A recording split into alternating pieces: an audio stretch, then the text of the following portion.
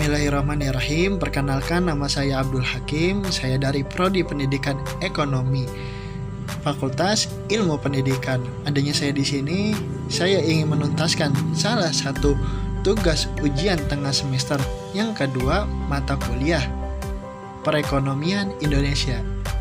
Berikut ini saya akan menjelaskan serta membahas apa sih itu kesempatan kerja dan pengangguran. Berikut pembahasannya, mohon disimak baik-baik. Tenaga kerja atau juga disebut manpower. Angkatan kerja, labor force, tenaga kerja atau penduduk dalam usia kerja atau mempunyai pekerjaan dan yang mencari pekerjaan. Atau juga ada bukan angkatan kerja, tenaga kerja atau penduduk dalam usia kerja yang tidak bekerja, tidak mempunyai pekerjaan dan sedang tidak mencari pekerjaan, yakni orang-orang yang kegiatannya seperti pelajar, ibu rumah tangga. Angkatan kerja, pekerja. Orang-orang yang mempunyai pekerjaan mencangkup orang yang mempunyai pekerjaan dan saat disensus atau disurvei memang sedang bekerja, serta orang yang mempunyai pekerjaan tapi sementara tidak bekerja. Pengangguran, orang yang tidak mempunyai pekerjaan, lengkapnya orang yang tidak bekerja dan masih atau sedang mencari pekerjaan. Hubungan antara jumlah penduduk, angkatan kerja, kesempatan kerja, dan pengangguran. Jumlah penduduk, angkatan kerja, kesempatan kerja, pengangguran, wirausaha. Masuknya penduduk usia kerja pada bukan angkatan kerja disebabkan oleh banyak faktor. 1. Seseorang melanjutkan sekolah sehingga menunda untuk bekerja. 2. Telah menjadi adat istiadat turun-temurun yang terjadi pada suatu keluarga yang mewajibkan bagi anak-anak perempuan haruslah mengurus rumah tangga. Ketiga, atau tidak mendapat pekerjaan yang sesuai dengan keahlian yang mengakibatkan seseorang menganggur dan menunggu lapangan kerja yang pas untuk bekerja. Pengangguran. Jenis pengangguran berdasarkan sifat. Pengangguran terbuka, setengah pengangguran, pengangguran terselubung. Berdasarkan penyebab. Pengangguran struktural, pengangguran friksional, pengangguran musiman, pengangguran voluntary, pengangguran teknologi, pengangguran deflasional. Jenis-jenis pengangguran. Di sini saya menyebutkannya hanya 3. 1.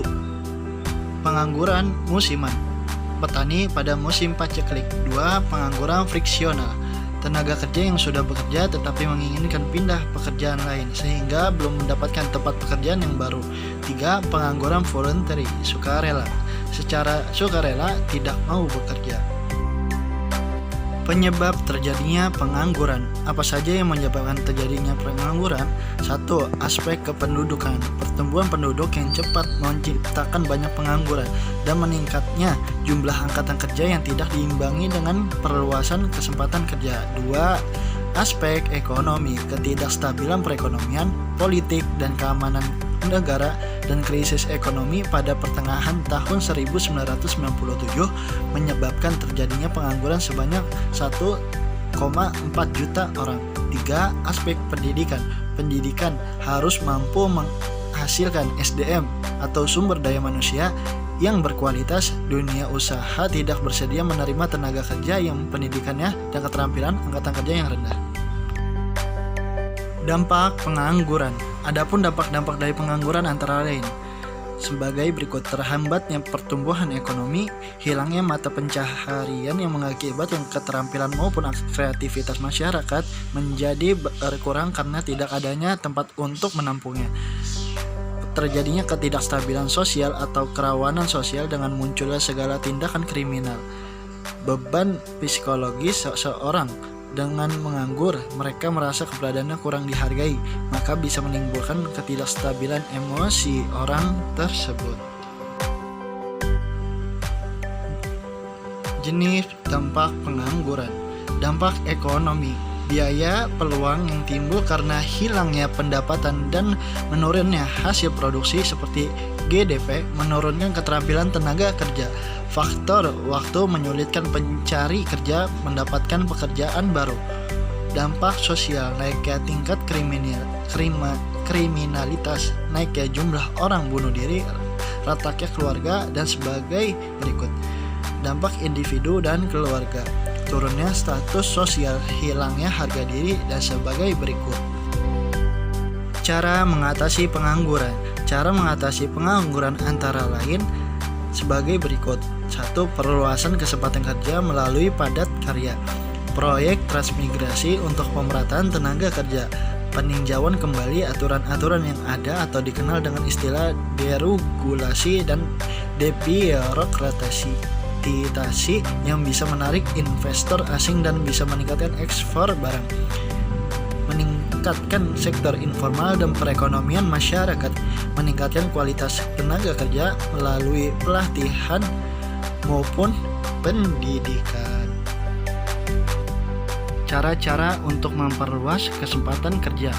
Adapun cara-cara untuk memperluas kesempatan kerja antara lain sebagai berikut. 1. Meningkatkan usaha-usaha yang dapat mendorong tingkat produksi dan menjamin kestabilan harga. Misalnya dengan kebijakan seperti memberikan kredit dengan bunga ringan bagi para pengusaha kecil. 2. Meningkatkan usaha-usaha yang bersifat sektoral dan regional. Misalnya usaha pertanian baik yang berupa intensifikasi maupun ekstensifikasi pertanian.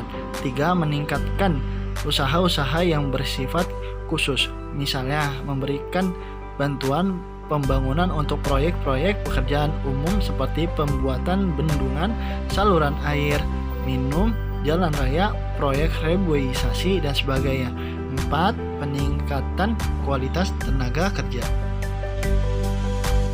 Peran pemerintah dalam mengatasi pengangguran adalah 1. Memperluas kesempatan dan lapangan kerja. 2. Meningkatkan mutu tenaga kerja. 3. Membatasi penggunaan tenaga kerja asing di Indonesia. 4. Mempermudah proses rekrutmen tenaga kerja. 5. Menetapkan kebijakan pengupahan. 6. Meningkatkan perlindungan terhadap tenaga kerja. 7. Menetapkan waktu kerja. 8. Menciptakan hubungan industrial yang harmonis. 9. Meningkatkan kesejahteraan dan kesehatan pekerja dan keluarganya.